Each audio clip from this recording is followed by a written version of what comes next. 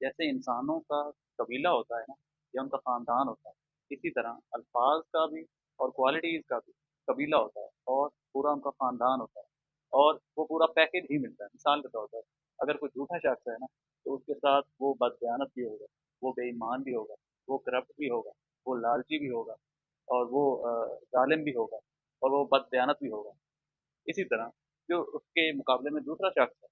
जो सच्चा है, अगर वो सच्चा है, तो वो अमानतदार भी होगा, वो मेरिट पर भी काम करेगा, वो इंसाफ़ पसंद भी होगा, वो दयानतदार भी होगा, वो वादा-वफ़ा भी करेगा। यानी ये पॉसिबल ही नहीं है कि इंसान सच्चा भी हो और बेईमान भी हो